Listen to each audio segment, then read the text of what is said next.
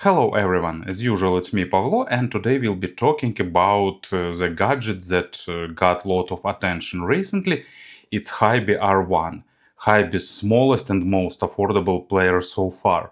It's priced at $85 or $100 if you want to get so-called value pack with few additional accessories. I will tell about the difference later. It's built with CS43131 digital to analog converter. It delivers up to 70 milliwatts per channel of power, so not super powerful, but nice looking player with a lot of features, surprisingly great sound, and overall, as you can easily guess, it provides a lot of value. So in this video we'll have a closer look. I will tell you about all aspects and about my impressions. Let's go! As you can see, package is pretty compact, but at the same time it has a lot of information printed here, starting with DEC chip used here and ending with LDAC support. Nice polygraphy, different colors presented here, some information about Hiby, and there are two versions of this player you can get. Actually, not two versions of player, two versions of bundle. Simple for $85 and so-called value pack for 100 if I remember right. I've got value pack, but I will show you the difference during the unboxing. So it just slides. Inside we're getting black cardboard, then goes player itself, and underneath you will, if you get value pack, you'll get this micro SD card for 32 gigabytes. You'll get this nice microfiber pouch with earphones inside. We'll say a few words about earphones later. And it's Yves by Hiby. Actually pretty nice looking. And this goes to the value pack, and here you what we getting regularly. And here goes lanyard and USB Type-C cable. And for the non-value pack you'll get a bit simpler bag for player storage. Actually, does it cost $15? Probably yes, especially if you're getting this as a gift and you're gifting it to non-audiophile friend. Probably it's a good idea to include a pair of nice earphones with player. Hiby recently proved that they can create great designs like R6 Pro 2, for example, R4, and even when they are limited with budget, like in case of R1, they still trying to deliver something new, fresh and unusual. So here we have a case made of polycarbonate, and it's a good idea because it's pretty sturdy plastic, so it should be pretty reliable. And they created few interesting color versions. There are mainframe can be this dark, smoky, and also some color versions have a more transparent color of this faceplate. But main difference is this accent colors. I've got a green one, but also there are blue, white, black and others. So you can see they differs with color of buttons, frame around the front panel, frame on the back panel, logo and the model name, and also some small accents inside of the player. Also, if you look from the side, you can see some internals. Pretty good idea in my opinion. I'd like to see version with absolutely transparent back panel. And not much to see here, like here is PCB, you can see battery and connectors inside. But if you take some good flashlight, probably you can see a bit more. It's really handy, and I like that they decided to increase size a little bit, because this player is more ergonomic compared to R2 that I reviewed some time ago. It's even smaller than this player, but here you're getting a bit bigger size, but much better ergonomics. It feels really great in hand. It's well built, no rattling, no shaking, so all buttons are nice, and overall build quality looks pretty solid. On the bottom we have micro SD slot, USB Type-C port. It's used for charging or for data transfer. And speaking about charging, actually it can give you about 15 hours of playback. I tried with volume set to 250 in unlocked mode, and I've got 15 hours, which is pretty great, and 3.5 millimeter socket. No balanced connection here, of course, but it's not an audiophilic device. Then place to attach the lanyard. I think that it's a great idea and a great finding by Hiby that they providing lanyards with their affordable models. I think it's great. Oh, then it's on-off button. It also doubles as screen lock and volume control, and these two buttons. First I thought that it's tracks navigation, but actually this up direction is play pause, and the down button is skip to next track. So it doesn't have a previous track button, but I really hope that Hiby will add it. I don't know. For example, long press can be a previous track. So front and back panel are covered with glass, and huge thanks to Hiby for providing, for applying actually protective screen right from the factory. I really like that. And almost whole front panel is occupied by the screen. Let me press so it will turn on. And you can see there is a LED indicator here inside of the shell. So screen is actually pretty nice. It's good looking. Let me select some tracks so I can show you the now playing screen.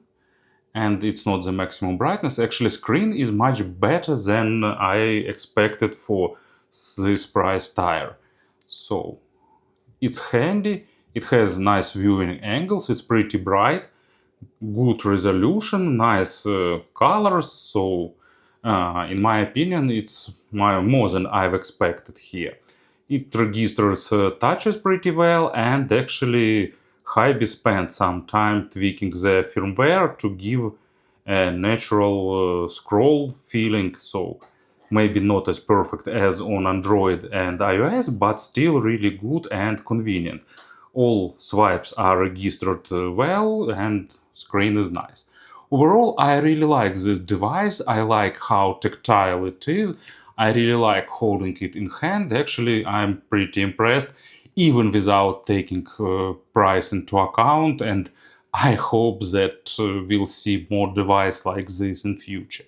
Really nice and convenient shape, and also materials, colors and design. Unsurprisingly for this price tire and size, it's not an Android player. It runs Hiby OS, a new version with new interface, and that means that you cannot install here your favorite streaming services like Apple Music or Spotify. It has limited support of Tidal and Cubase, but only for online mode without offline.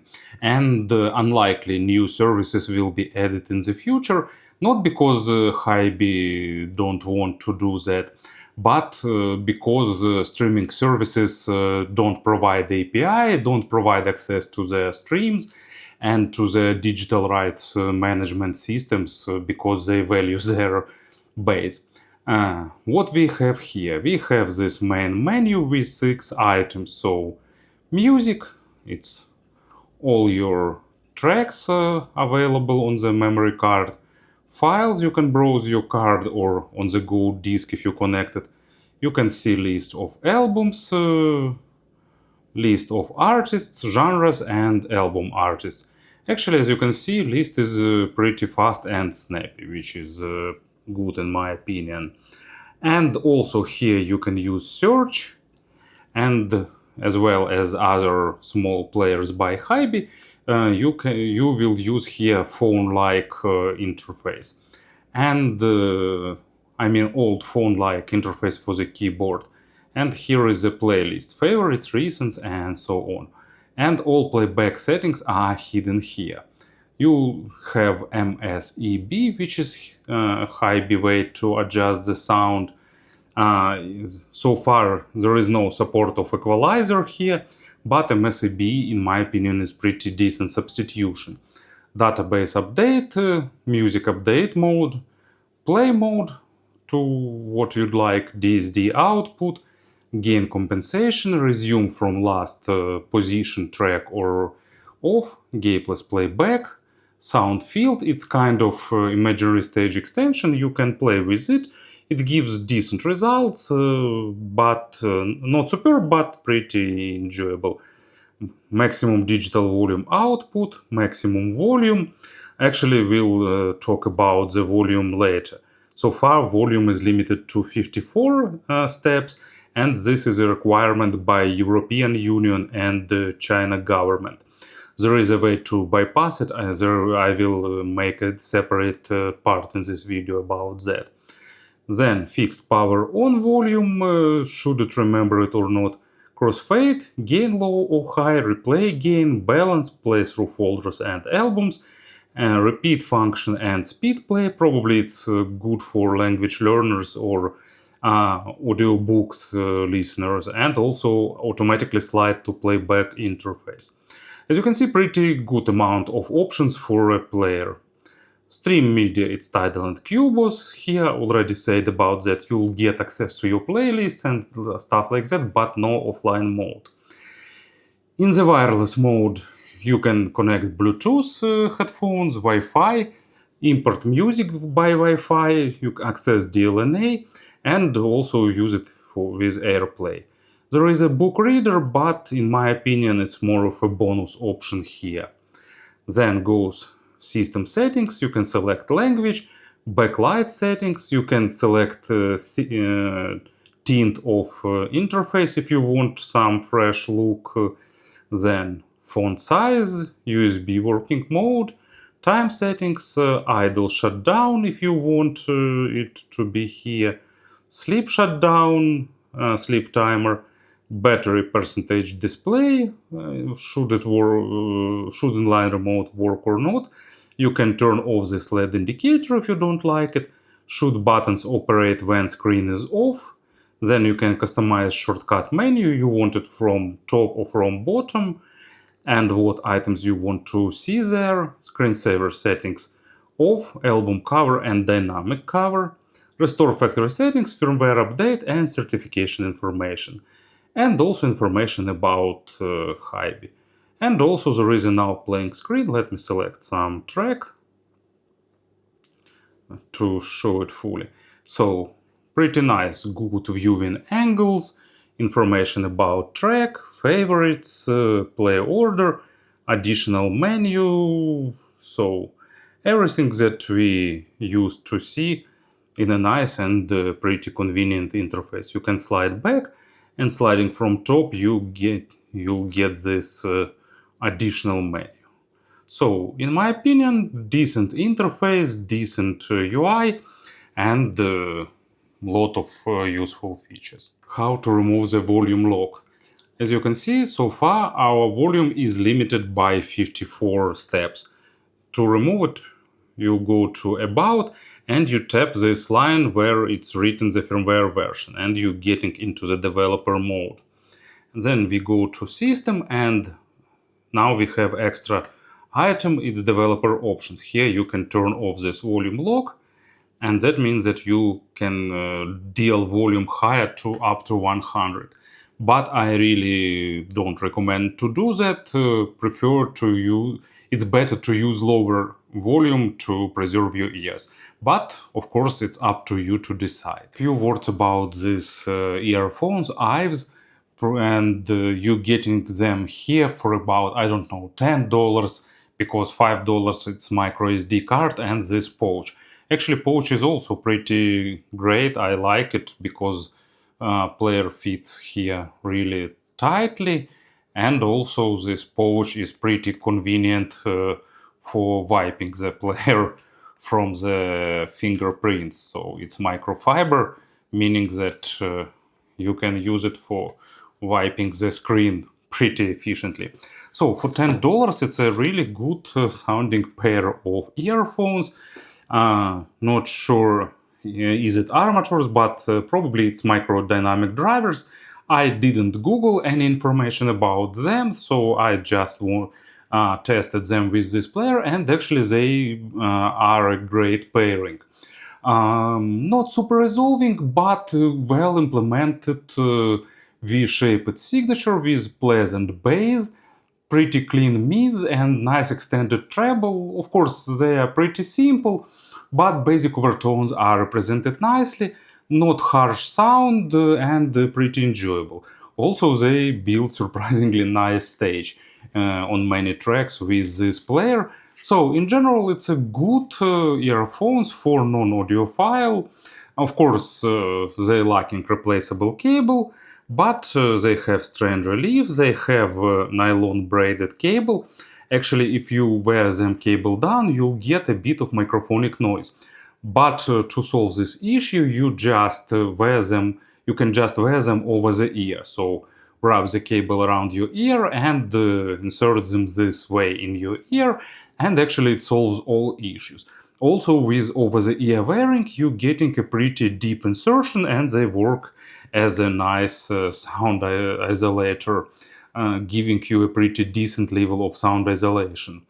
I'm a huge fan of such small round earphones because I like deep insertion in some cases and some scenarios, and they are pretty efficient and pretty good for the daily commute, and in this role they works pretty well. I expected to get here a typical sound of entry-level Hiby player, something with slight hint of warmth, with a bit of added density on the lower mids and bass, but actually this player proved me wrong, because here we're getting natural, uncolored, technical sound with a slight accent on the micro contrast, but not too much, so it doesn't sound clinical or monitoring or something like that, but at the same time deliver good amount of details. Actually pretty surprising if you look at this size. It's not the level of detalization probably one can expect. So, of course, if you want to change the signature, you can use MSEB. It works really well, and you can get warmer sound, crisper, more dense notes, more focus on the vocal, and many other things. So you can tweak sound to your liking in pretty big range.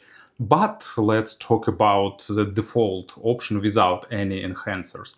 So bass go deep, it has nice resolution, really good in rendering textures, but don't expect added weight or added impact or something like that. Amount of nuances and details is healthy or normal, but of course compared to more expensive players it's lacking a bit of realism on the low frequencies. But in general, it sounds really decent with both natural instruments and some synthesized low frequencies. So, oh, it's turned off while I was talking. So probably I need to tweak energy saving settings here.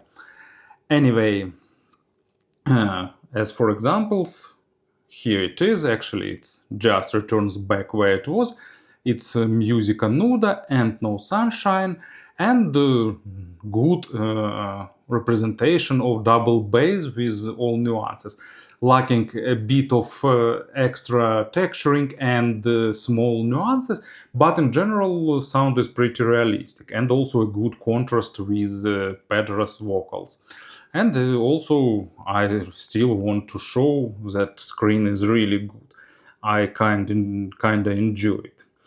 And the mid frequencies are uncolored, slight hint of accent on the micro contrast, but not too much. That means that it's pretty decent if you want to try different masterings. For example, it adds zero coloration, so you'll get what is recorded and not more than that.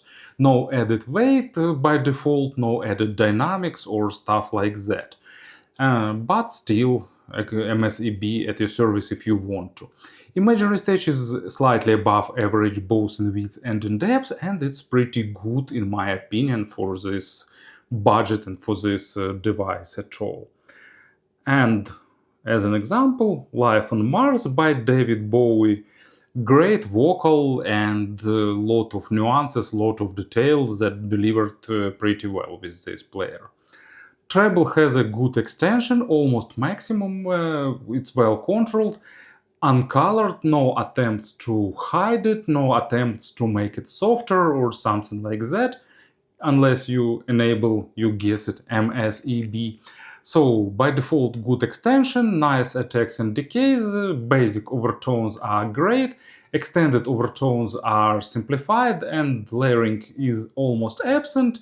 But once again, for this price tier, I think results are great because you're getting that basic overtones at a decent level and it sounds really enjoyable. And example is Marillion, Bittersweet, and I like this album, I like this track. It starts with airy percussions, typical for the neo-progressive bands, great guitar tune, and that all things have a lot of trailing overtones in the high frequency area, and that is delivered and represented nicely by this player. Lacking a bit of layering, but taking price into account, I think it's more of nitpicking. Speaking about the compressions, there are some devices in this range, but probably I'd say that this thing makes Hiby R1 too useless. Unless you want even smaller device, then R2 can be your solution. But in this size, R1 is actually more convenient. And also it's more natural and more technical sounding. So basically I'd say that it's a bit of cannibalizing his upper segment player. And R3 2 that I reviewed recently, it's a bit more dynamic. It's a bit bigger, it has this knob for volume adjustment, but it's more expensive, so probably in absolute sound R3 2 is better, but in price to quality ratio I really like this thing. And both Shanling players that I reviewed, M0 and M1, recent versions, I don't remember what they are named, M1 2 and M0 Pro, if I remember right, because they released M1 Pro, but I didn't test it. So this one is slightly more natural and I prefer this signature a bit more. Actually, it's a direct competitor with digital to analog converters with price range about $40 to $50, but for $30 more you're getting a pretty decent standalone device with great sound, so I like that. In terms of pairing, it has low background noise, so no issues with sensitive earphones. 70 milliwatts, of course, not too much, but it's more than enough for vast majority of earphones, and even with sensitive headphones, it plays pretty well. Not the most powerful device, but it's not created to drive some tough planars or something like that. So to summarize everything, I'd probably say that I really like this device. It has some flaws, it's not perfect, but for $85 or even $100, it's a great thing. It's a pleasant gadget. It's really enjoyable. It's really tactile. It does its main job really well, and hopefully Hiby will add more features in the future. But meanwhile, I use it as my daily commute player and I enjoy it. Thank you for listening, thank you for your attention, and have a great day.